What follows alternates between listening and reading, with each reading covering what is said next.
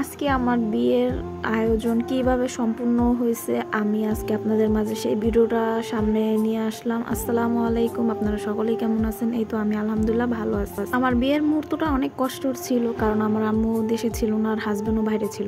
আমার সম্পূর্ণ ভিডিও যদি দেখেন তাহলে আমার বিয়েতে কীরকমভাবে চরমভাবে কী লেভেল পরিমাণে আমি কী জঘন্যভাবে আমি ঠকছি সেই গল্প আমি আজকে আপনাদের মাঝে তুলে ধরছি। সকলেই সম্পূর্ণ ভিডিওটি দেখবেন।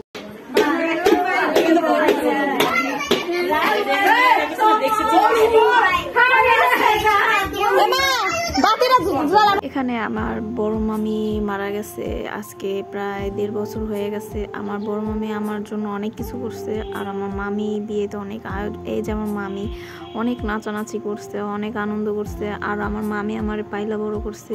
মামির বুকের দুধ আমি খাইছি অনেক। আসলে আমি মামির ঋণ কোনোদিনও শোধ করতে পারবো না। জানি না উনি কীরকম আছে, উনি আল্লাহ যেন ওনারে ভালো রাখে, পরপারে যেন উনি ভালো থাকে সেই দোয়া সবসময় করি। বিয়ের দিনে সব মেয়েরই অনেক বেশি মন খারাপ থাকে, আর যদি মা থাকে দূরে, যদি মা থাকে প্রবাসে, তখন আসলে মেয়েটার কেমন অবস্থা পরিস্থিতি হয় সেটা আমি অনেক ভালোভাবে বুঝতেছি। আর বিয়ে জিনিসটাই অনেক কষ্টের, যখন বিয়ে হয় বা পরের বাড়ি চলে যায় তখন অনেক বেশি কষ্ট লাগে ফ্যামিলির জন্য। তো যখন বিয়ে না হয় তখন আসলে বোঝা যায় না ফ্যামিলির সাথে কীরকম একটা সম্পর্ক, বা তাদের কাছে যতদিন থাকি ততদিন অনেক ফুর্তি আনন্দে থাকি। যখন বিয়ে হয়ে যায় তখন একটা জেলখানার মধ্যে বন্দি হয়ে যায়। প্রতিটা মেয়েরই এরকম একটা কষ্ট।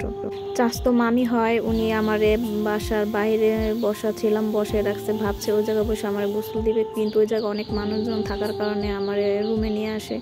তো রুমে নিয়ে আসার পরে আমি তো কাঁদতেছি, কান্নাকাটি করার পরে আমার দুলাভাই বড় বোনের হাজব্যান্ড, তো বড় বোনের হাজব্যান্ড আমার কোলে করে ছাদে নিয়ে যাইতেছে গোসল দেওয়ানোর জন্য। আমার অনেক বেশি কষ্ট হয়েছে আমার মার জন্য, আর আমার বিয়েটা এমনভাবে হয়েছে আসলে দুঃখজনকের মতন একটা জীবন। আসলে আমার বিয়ে এইভাবে হবে আমি কোনোদিনও ভাবিনি। আমার মনে অনেক বড় স্বপ্ন ছিল, আমার পুরো ফ্যামিলির সবারই অনেক কিছু স্বপ্ন ছিল আমার বিয়ে নিয়ে, কিন্তু আসলে আমার বিয়ে ওরকম কোনো কিছুই হয় নাই। এর জন্য মনটা অনেক বেশি খারাপ, এখনও অনেক আফসোস করি, অনেক বেশি খারাপ লাগে। তো অনেকেই পূর্বামল থেকেই মা চাচিদের মুখে শুনছি বিয়ার ঠক নাকি সব থেকে বড় ঠক, তবে আমি বিয়ে চরম লেভেলভাবে ঠকছি। তবে আমার হাজবেন্ডে যদি আল্লাহ ভালো রাখে, সামনে যদি আমাদের ভালো দিন আসে, ইনশাল্লাহ আমার হাজবেন্ড আমার এই ঠকটা পূরণ করে দিবে। কারণ আমার হাজবেন্ড আমার অনেক বেশি ভালোবাসে, আর আমার হাজবেন্ড দেশের বাইরে ছিল, ফোনে বিয়ে হয়েছে, এর জন্য আমাদের চরমভাবে ঠকানো হয়েছে শ্বশুরবাড়ি থেকে। কিন্তু আমার হাজবেন্ড কিছুই জানতো না বা তারে জানানো হয় নাই এর জন্য। তো আসলে আমার এই দিনগুলোর জন্য আমার অনেক প্রতিনিয়ত কথা শুনতে হয় নিজের লাইফে। আর আমার হাজবেন্ড, তবে আমি একটা জিনিস অনেক খুশি, সেটা আমার হাজবেন্ড আমার ভালোবাসে, আমার পাশে আছে। সে আমার এই কষ্ট যে আমার লাইফে হয়ে গেছে, এই কষ্টের দিনগুলো সে সামনে ঘুরিয়ে দিবে যদি আল্লাহ চায়। সব কিছু করার মালিক মহান আল্লাহ পাক। তো এটাই আমি বলবো। আসলে আমার অনেক কষ্ট ছিল বিয়েতে, আমি এখনও অনেক কষ্ট পাই। যখন কোনো বিয়ে বাড়িতে বিয়ের আয়োজন দেখি তখন আমি যাই না, আমার অনেক কষ্ট লাগে, তখন বুকের ভিতরে হাহাকার করে। আমি আসলে কিভাবে আপনাদের কাছে বলবো, বুঝাবো। আমি যে এখন ভয়েস দিতেছি এখনও আমার চোখ দিয়ে পানি পড়তেছে অঝরে, আমার প্রতিনিয়তই চোখ দিয়ে পানি পড়ে এই বিয়েটা নিয়ে। আত্মীয় স্বজন বলেন, বন্ধু বান্ধব বলেন, যারাই বলেন, প্রতিবেশী বলেন, আমি কখনো বিয়ে নিয়ে বড় কথা বলতে পারি না। কারণ আমার বিয়ে এমন জিনিস হয়েছে বা এমন কিছু কাজ হয়েছে 2-3 বছরে, আমি আসলে এগুলা সমাধান করতে সামনে কি পারবো বা আমার হাজবেন্ড পারবে নাকি সেটা আমি জানি না।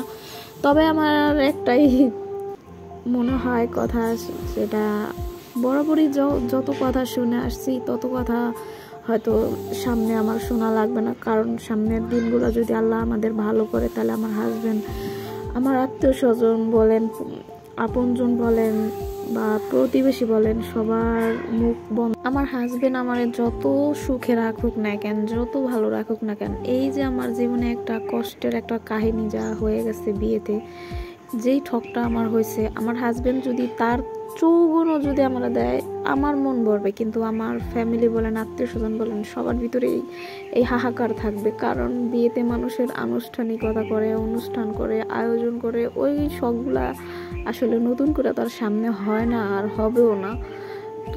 এই জিনিসটাই আমার ফ্যামিলি বা আত্মীয় স্বজনের অনেক আশা ছিল, অনেক স্বপ্ন ছিল। আর আত্মীয় স্বজন বলেন কেন, আমার নিজেরই অনেক আশা ছিল আমার বিয়েতে অনেক আয়োজন করা হবে, ধুমধাম, অনেক গান হবে, অনেক আয়োজন করা হবে, কিন্তু আসলে আমার বিয়েতে এমন কিছুই হয় নাই। আজকে যে ভিডিওটা দেখতেছেন এটা আমার ফোনের মাধ্যমে বিয়ে হইতেছে প্রথম। তারপরে আমার এই তখন তো আমি এই সময় তো ঠকছি প্রচুর লেভেল পরিমাণে, এত নির্মম শ্রেণীভাবে আমি ঠকছি, এটা আমি আসলে আপনাদের মানে বলবো হয়তো সামনে। তারপর আমার হাজবেন্ড যখন দেশে আসলো তখনও আমার চরমভাবে ঠকানো হলো। তো আসলে শ্বশুরবাড়ির নামক মানুষগুলা অনেক ভয়ানক হয়, কারণ শ্বশুরবাড়ির ভাত খাওয়া এত সহজ না।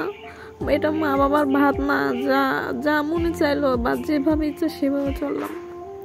আসলে শ্বশুরবাড়িতে হাজবেন্ড যতই ভালোবাসুক, শ্বশুরবাড়ির মানুষজন তত বেশি কষ্ট দেয়, এটাই সত্যি কথা। আমি জানি আজকে আমি এই ভিডিওটা আপলোড দিলে আমার হাজবেন্ড যখন ভিডিওটা সম্পূর্ণ দেখবে, যখন শুনবে আমি কাঁদতেছি বা আমার কষ্টের কথা আমি আপনাদের কাছে তুলে ধরছি, তখন আমার হাজবেন্ড অনেক বেশি কষ্ট পাবে। তবে তার জন্য আমার একটা কথা, তুমি কষ্ট পেও না, এটা আমার মনের একটা কষ্ট। আমি যেহেতু ইউটিউব চালাইতেছি, ইউটিউবে ভিডিও আপলোড করতেছি, তার জন্য আমার মনে চাইলো যে আমি একটু শেয়ার করি মানুষের কাছে। আসলে আমার মতন এরকম হতভাগী অনেকেই আছে, অনেকের জীবনে শ্বশুরবাড়ি নিয়ে অনেক কষ্ট আছে। আমার হাজবেন্ড যখন মালয়েশিয়া থেকে আসে দেশে, তখনও আমার বাবা মার কাছে, পরিবারের কাছে আসতে দেওয়া হয় নাই। আমার এক কথায় জোর জবরদস্তি ভাবে ওই জায়গায় রাখা হয়েছে। আমার ফ্যামিলির কাছে আমার আসতে দেয়নি, আমার ফ্যামিলি থেকে আমার হাজবেন্ড নিতে পারেনি। আমার শ্বশুরবাড়ি নামক এতটা মানুষ, এতটা মানে কি বলবো, মানে মুখে ভাষায় আসতেছে না, মানে আমার সাথে এত জঘন্য কাজ করছে। আমার প্রতিটা মুহূর্তে মুহূর্তে আমার ভিতরে সবসময় কষ্টে জর্জরিত হয়ে থাকে। তখনও আমারে আসতে দেয় নাই বা এরকম কোনো আয়োজন কিছুই করে নাই। ওই জায়গা বসে যা কোনো রকম মানে না করলেই হয় না তেমন কিছু করছে, একদম সাধারণভাবে। আসলে এই জন্য আমার হাজবেন্ড অনেক কথা শোনে আমার পরিবার থেকে, আমার থেকেও মাঝে মাঝে শোনে। আসলে এই হতভাগাটারও কপাল তেমন ভালো না, কারণ আমরা বিয়ে করার পর থেকে এর জীবনটা অন্যরকম হয়ে গেছে, আমার জীবনটা অন্যরকম হয়ে গেছে। তারপরে অনেক কথাই বললাম, আমার জীবনে আরও অনেক কথা আছে, অনেক গল্প আছে, শুনতে পারবেন। তারপরে এখন আজকে এই পর্যন্ত এই ভিডিওটা। সবাই ভালো থাকবেন। আসসালামু আলাইকুম।